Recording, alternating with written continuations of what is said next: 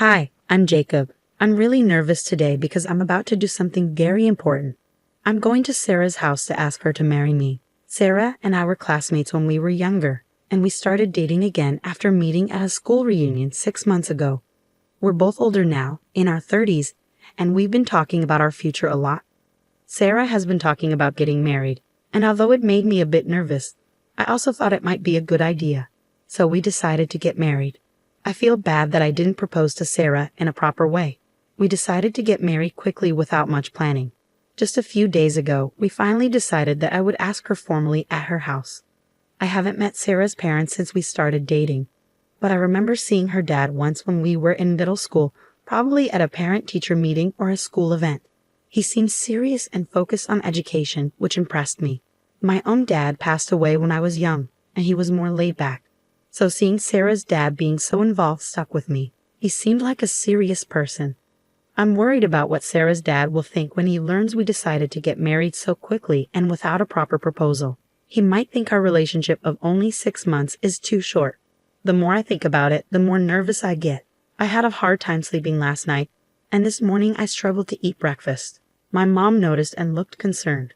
I told her I was going to introduce her to my girlfriend soon, but I didn't mention it's Sarah yet.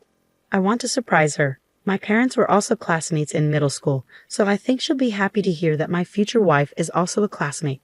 After my dad passed away, my family faced financial struggles, and I had to start working right after finishing middle school. My mom really helped me stay on track during that tough time. She's always positive, never speaks badly about others, and keeps a hopeful attitude, which has rubbed off on me. She doesn't ask much about my love life, probably because she knows I'm busy, but I want to reassure her. That's why I need today's meeting to go well. I'm feeling really nervous, like I might get a stomach ulcer. But seeing how anxious I am, my mom gave me a reassuring pat on the back and said, "You've got this, son." She's right. I can't afford to be weak now. I need to gather my courage. With that in mind, I made my way to Sarah's house. When I got there, Sarah greeted me at the door and welcomed me inside. "Come on in, my parents are waiting," Sarah said, which made me feel really nervous. When I stepped into the living room, Sarah's parents were sitting on the couch, smiling at me. "We're glad you're here. We've been waiting," they said warmly, and suddenly I felt a wave of relief wash over me. It wasn't as intimidating as I had feared. They seemed friendly and welcoming, and I started to think this meeting might turn out okay. After introducing myself, Sarah's mom brought out some tea. "Thank you," I said gratefully. "I didn't know you went to middle school with Sarah," I exclaimed, surprised. "Were you ever in the same class as her?" she inquired. I explained that we hadn't shared a class, but Sarah had approached me at the school reunion. "Oh, I understand. But I should remember you if you were a top student, even from a different class," she pondered, resting her hand on her cheek, looking puzzled. Before I could respond, Sarah interjected with a laugh. "Jacob wasn't exactly a star student, was he? Always pretty average, right?" I wish Sarah hadn't been so blunt, but it was too late. I glanced at Sarah's mom and saw her looking at me with an unreadable expression. Sarah's comment changed the mood in the room. What was once a pleasant atmosphere turned heavy and silent. After an awkward pause, Sarah's dad spoke up. "Which college did you attend?" "I never went to college. In fact, I didn't even finish high school. I had started working right after middle school." I was planning to be honest about my past when suddenly, a cup of tea flew towards me before I could finish my sentence. At the same time, there was a shout. "Don't lie to me. Sarah told me you were a CEO, but you're just a dropout who's been working since middle school. How can I trust someone like you to run a company? You're just riding on the startup trend and you'll fail soon, mark my words." Sarah's dad glared at me, shocked. He grabbed my collar and demanded, "What's your real motive? Are you trying to take advantage of me because I'm an executive at a big company?" I tried desperately to explain, but he wouldn't listen. "I can't trust someone who didn't finish high school." "You don't belong here. Get out," he yelled, pushing me away and throwing a teacup at me. I couldn't even clear up the misunderstanding or calm him down. He kicked me and I fell to the ground. Sarah and her mom just watched, not intervening. Then everything went black. He flipped the dining table and I tried to dodge, but it hit my foot. The pain was intense and I couldn't help but groan. "Stop overreacting. It can't hurt that much," Sarah's dad scoffed.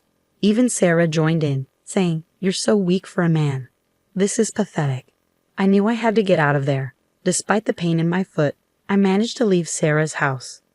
When I got home, my mom, who had been eagerly waiting for me, rushed out to greet me. Seeing her, I felt so relieved that I passed out. "Jacob, thank goodness you're awake." My mom's worried face greeted me as I opened my eyes, tears welling up in her eyes. As I came to, memories of what happened at Sarah's house flooded back. I was supposed to make her happy, but instead, I ended up causing her worry and sadness. "I'm sorry, Mom. I don't think I can introduce you to my girlfriend after all," I confessed. "Don't worry about it, Jacob. I'm just glad you're awake," my mom reassured me. "I was really surprised when you collapsed in front of me. You slept for a full day due to the shock. According to the doctor, it seems like you broke a bone in your toe. You'll be discharged from a hospital soon, but it'll take about a month to heal. They also found bruises all over your body." Prompted by my mom's encouragement, I began to recount what had happened that day. As soon as I mentioned Sarah's last name, I noticed a change in my mom's expression. "Johnson, you don't mean..."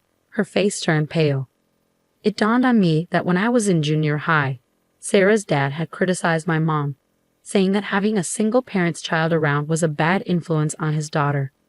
My dad wasn't around during my junior high years, and my mom, who was working hard every day, could only attend school events once in those 3 years.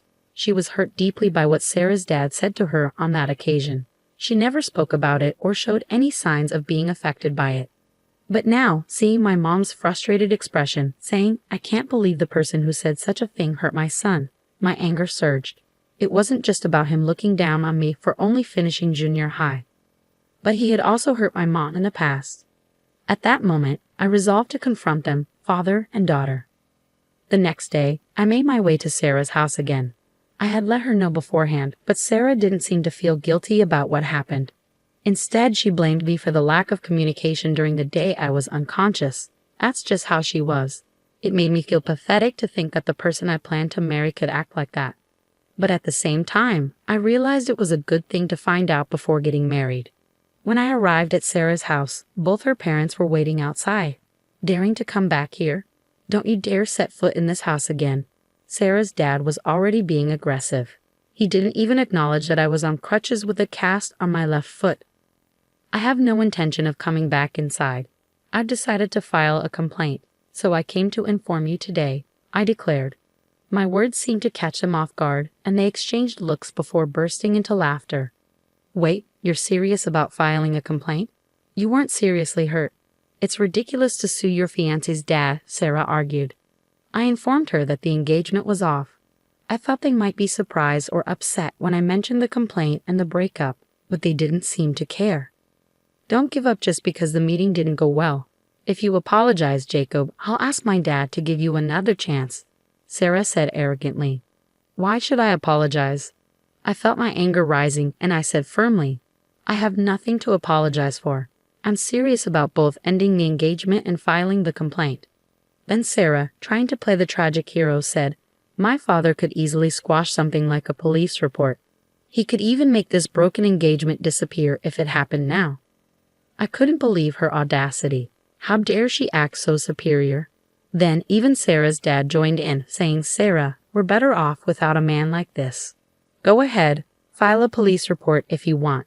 I doubt you have enough evidence for it to mean anything anyway," he sneered, laughing mockingly. Like father, like daughter. That phrase suddenly felt very fitting. "Are you sure about that?" I decided to disrupt their laughter. "You have no proof that I did anything, so the police can't do anything. You thought I'd back down if you mentioned a police report, didn't you, fool?"